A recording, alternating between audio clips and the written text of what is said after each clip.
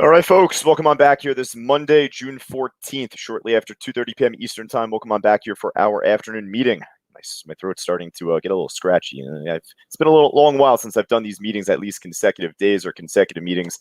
Great to see Norman, Patrick, Leda. I say that considering being here for 6 years, I rarely take vacation. So to have me off Thursday and Friday and back here full day covering, I got to get my voice back. But great to see Stefan and all of our students and all of us back on social media, Facebook Live and YouTube. So let's hop right into it. We have class lined up at least for all of our bronze students and above, here in our Cybergroup trading room later on today at 3 p.m. Eastern time. We'll be continuing our conversation about the charts. This time we'll be just simply talking about the trend, maybe talking about just moving averages here and there, but otherwise just, focused on a straight trend and seeing how a stock can make higher lows or lower highs, either way, whether we're going up or down. So, we'll talk about that in just a moment. For right now, the wish trade to begin with, and then we'll go from top to bottom. Hey, this stock, and this is why I say for all of us in social media, Facebook Live, YouTube, Monday to Friday, feel free to join us live inside the Cybergroup room, because I'll be honest, maybe about 2 minutes, 3 minutes after I finished the morning meeting, Wish ended up making a big move, and I put it on our watch list. Leda ended up calling it out in the room. So, I didn't have a chance to jump back on the stream or, just tell all of us there. I mean, right after 9 o'clock, it popped. We didn't focus on it during the meeting. Right away, afterwards, I looked at Leda's call out and I said, wow, all right, let's just put this on our list here at the end. So thankfully, we caught this really from the get-go, ended up beginning to make the pop, or rather, I should say drop after the market opened up, coiled up, but then it ended up re-breaking above resistance off of $10.20, the same level it broke out from in pre-market. So, you could see it was holding underneath there prior to 9 a.m. Eastern time. It made the sudden pop. We're familiar with the stock just from the last week, and I could say that myself, thankfully, just from being here. What was it, Tuesday and Wednesday of last week? Also, that once this thing ended up first beginning to make its move, but ended up making a really nice push up afterwards once it got back over the 1020 levels. So to see the stock go from 1020 essentially all the way up towards near 12, I feel like there could be one more run left in this stock, so long as it could hold over this 1140-ish, 1150-ish level right now. I was playing with this stock just within the last 5 to 10 minutes before we started this meeting. So for all of us there, I was saying, doing a little mic test first, but I was saying, I was in this trade from 1153 and it was coiling up to make this pennant. So I was waiting for this to kind of pull back off of 12 or, at least from under 12. It didn't get up there just yet. Hell, I might get stopped out here. It's pulling back down pretty fast, right back down to practically where I got in from. I got in right off 1140. So, I was saying to all of us live inside Cybergroup, and I'll say this to all of us now, hey, we're going to put the stock on our list here, right? But, going into the afternoon, I was watching 1150 on the pullback, and once it pulled back there, I got in. I felt pretty good, but the volume died off, and, at least for right now, the next support level on the way down was 1140. I made that comment to everyone there, so I went scratch, and then once I said that, I wasn't expecting it to happen so soon, but you could see on the 1 minute chart, and I'll zoom in here, actually, I'm sorry, I should have had that more zoomed in. Right on this drop, I ended up getting right on in. So I'm actually in from 1141, but ended up making the squeeze right off that price. And then for the meantime here, I'll take this squeeze back up, back over 1150. Hopefully from this point forward, I'll keep a small eye on this stock as I just go from top to bottom across the gainers and losers list here. I'll kind of, moderate this and just see where it goes.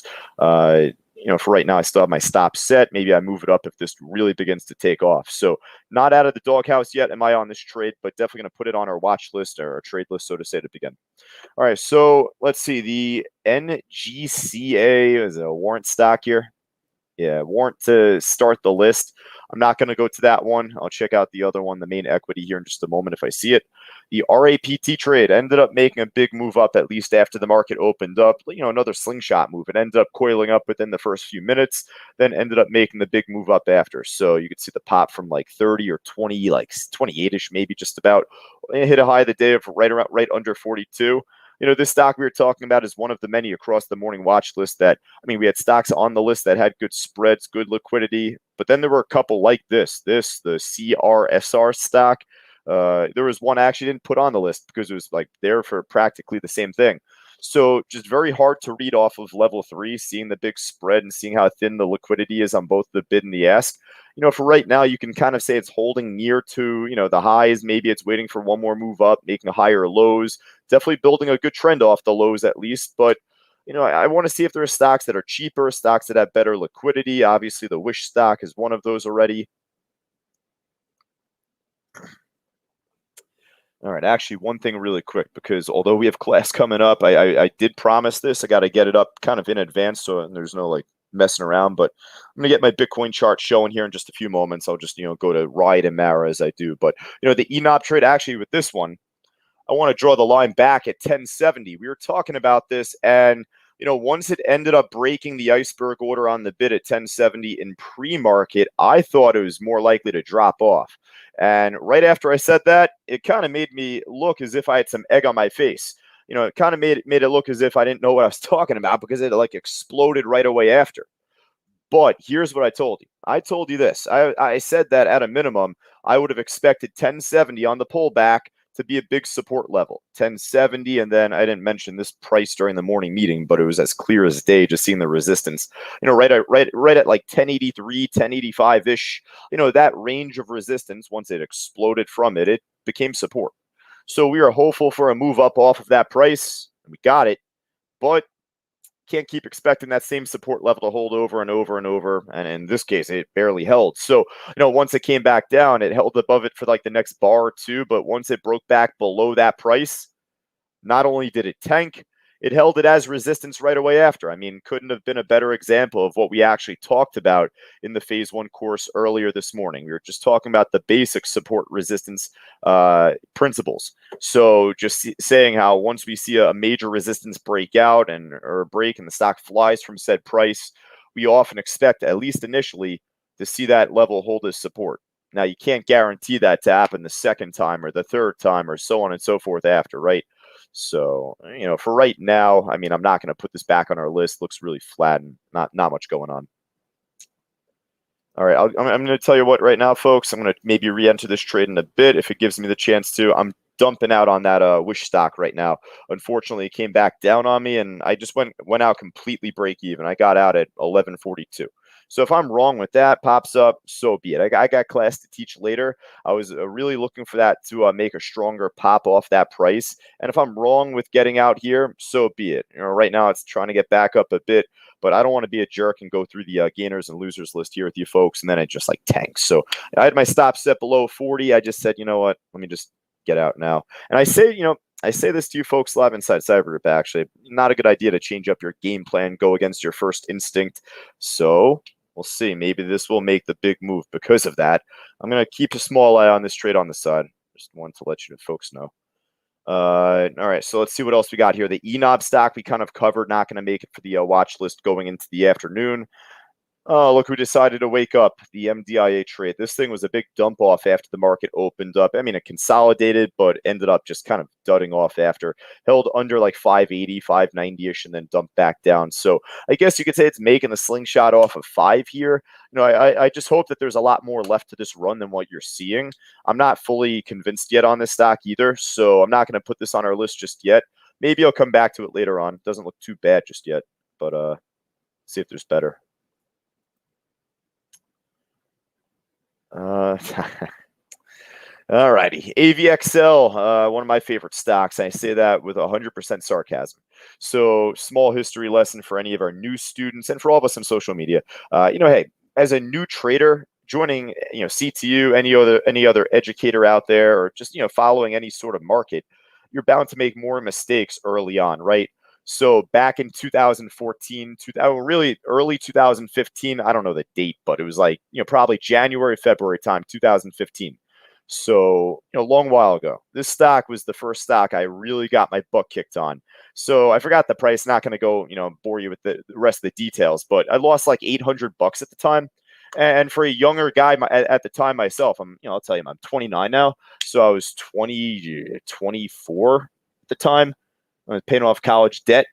So, to do this and be inexperienced trading 1,000 shares and losing 80 cents a share, man, I got killed on the trade. So ever since that, I obviously haven't grown to be too big of a fan of this stock in particular. But for right now, how could I not put this on our list just because I got my butt kicked on it years back? Doesn't mean it's not going to be a great trade. It's been a great trade this whole day. We were talking about the potential false breakout off of 20. We were saying for such a big level for 20 to be, and it wasn't really making too big of a move at first. I was expecting this pullback. But man, I see it actually make the perfect under and then back over type move. this is exactly what the payoff should have been. So it's great to see this happen now. The stock made a huge squeeze back in the beginning of 2021, back in like late January, early February, looks like. You know, ended up making back-to-back days up. Out on the third morning, popped up in pre-market, I'm sure, and after the open exploded, but dumped back down. So you got to be careful on this type of stock, but definitely will feature this, be on the top of our watch list so far for the afternoon.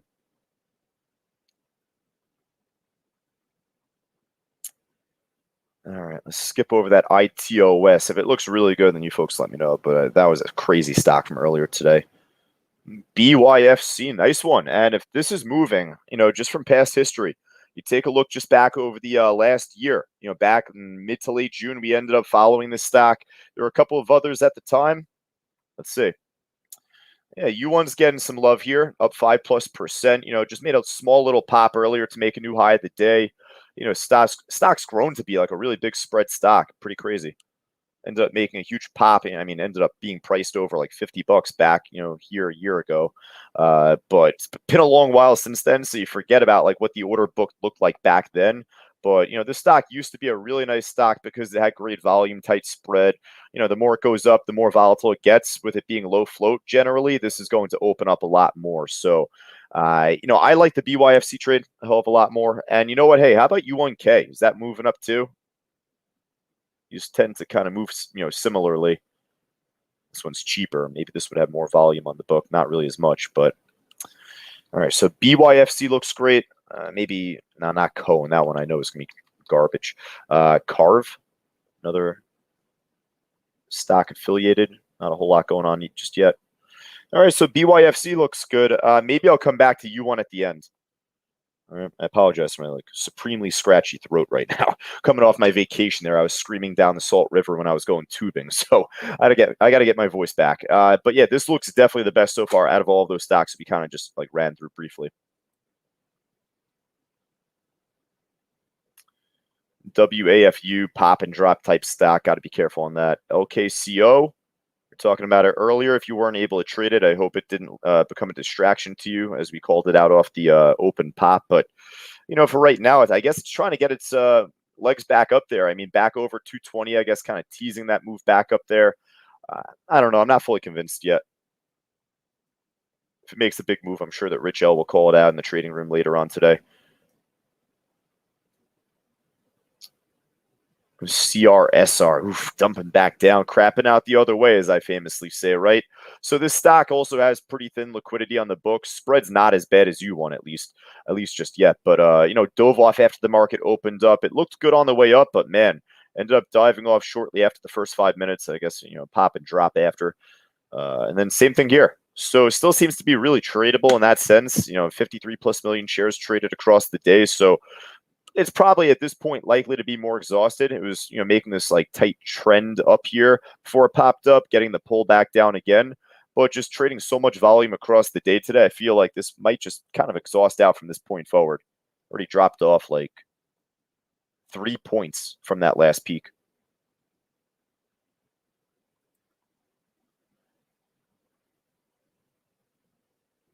Oh my goodness. You know what just threw me off? And I'm the first to admit I have trader's dyslexia. I got to make sure I finish this meeting fast, by the way. But just to say, this AXTI stock, I just did a double take. I was like, there's no way this stock is up 20.5%.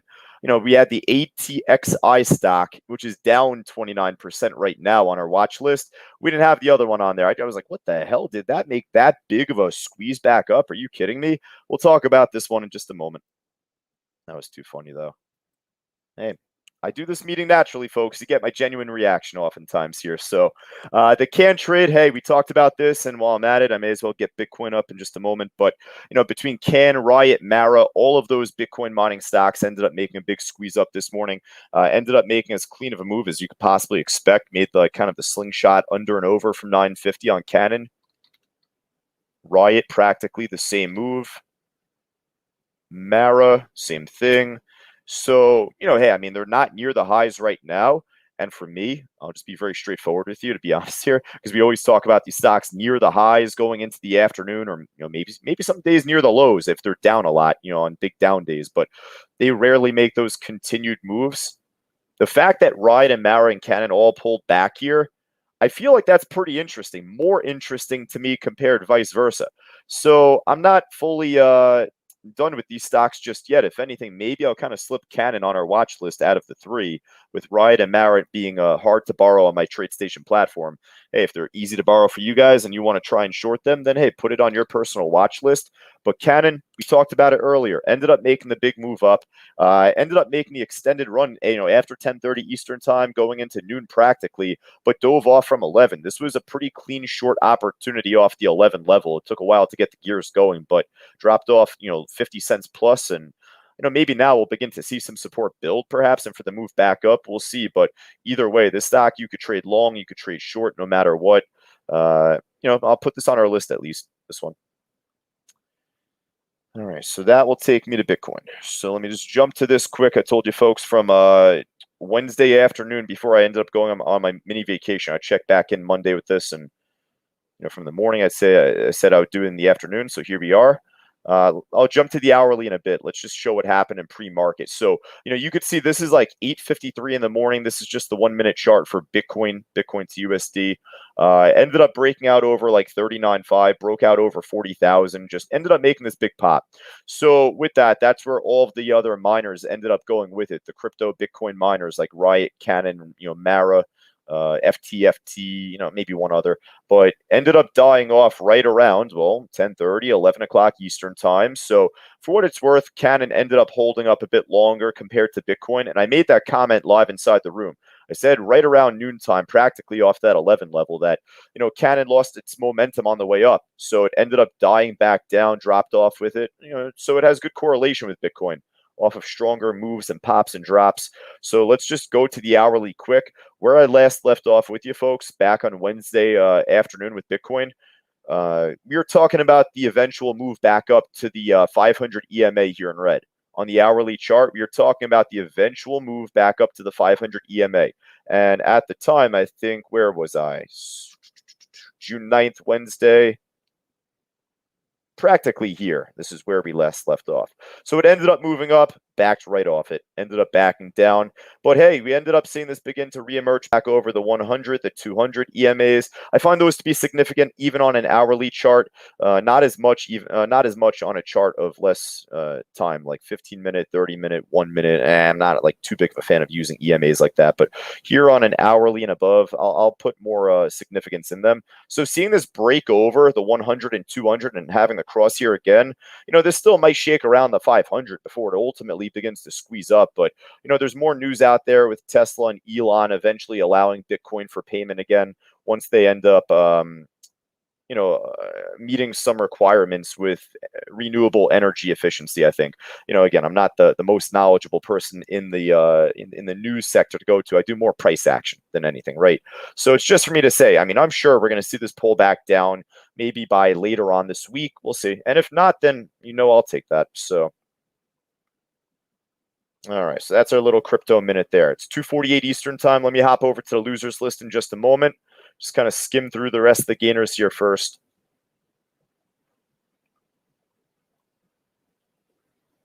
The ASLN stock here, not doing a whole lot. My scanner's reloaded on me here. Just give me a brief moment. QD, familiar name. I'll just kind of skim through some familiar names here at this point. QD, TRCH, that was one that I put, I think, on the pre-market watch list, if not the morning one, but ended up making a nice pop after the open, ended up making a nice second move later on heading into the early afternoon, but looks pretty weak and flat right now. Not much going on there. EBON, another like Bitcoin related stock, at least, if not mining, but I think that's just about it, folks. If there's anything that looks good that's up, let me know. Market's pretty flat altogether here, trading in a tighter range going into this afternoon. Just kind of making a move off the lows, higher low, pushing back up a bit, but nothing really too entertaining out there. WPG was a gap fill. So hopping over to the losers list here, Washington Prime Group on WPG. Not familiar. I guess this ended up making a big move going back into early June. I personally don't remember it. I know that we traded it just based on 100+ million shares. Anytime a stock's trading over 100 mil like that, we're calling it out. I'll be very blunt and straightforward and say, I don't remember that exact move on the chart, though. So, I had to go back, but nonetheless, ended up coming out with bad news going into the morning here, ended up reopening up, and then ended up filling the gap. Did a great job, at least, of that. So we caught this early on, practically off the rebreak from 3. So missed the reopen initially, but ended up catching this off at 3, and thankfully it gave us a hell of a lot more than we were expecting. So for right now, though, yeah, heading back down, not much going on just yet. So I'm not like too convinced that this will like move up that much higher. And if it does, we'll call it out. We'll react to it then. But see what else we got. So that wish trade, you haven't really heard me talk much about that as I've been going through. Not much really happening. It's shaking in between 1140, 1150. So, I'm not going to trade it at this point because I have class to teach for all of us live inside the trading room. It's still worthy of being on our watch list. If it could re-break over 1150, perhaps that wish trade can make another run. But, just until then, I'd sit on your hands.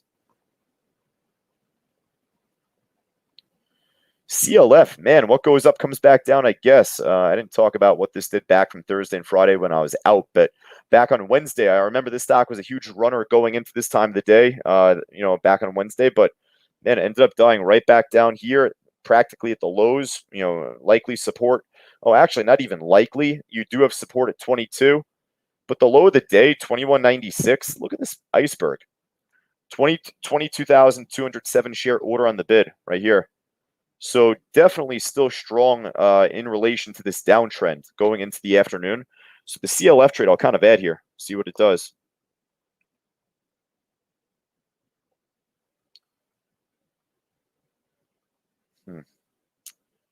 Right down 17%. Hard to borrow, flat right now, not much going on the chart. Hey, I'll tell you folks this. We're going to be talking about this in class in just about 13 minutes. The trend is your friend. If there's no trend, there's no action. There's no real opportunity at the time.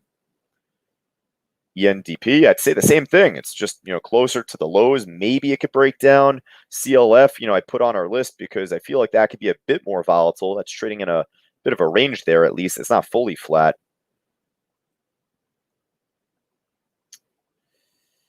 Let's see what else we got. I saw FCell here. My scanner's refreshed on me again. Let's see. I don't know. I thought I saw FCell. Oh, there we go.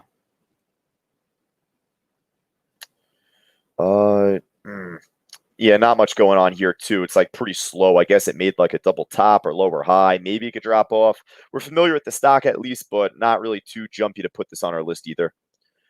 All right, Leda picked up some money on the WOOF trade. Seriously, that's the ticker symbol, WOOF. Ended up making, I guess, this big squeeze up from like 23.50 up to 24.50-ish or under, and then ended up holding again, then making another run up. So nice catch from Leda. She got 24 cents on this. Hey, pretty active at this time of the day, right? So I don't mind slipping this on our list right now. We don't have too big of a list going into this afternoon. From Donald, he has the GLTO pop. Nice call at the time.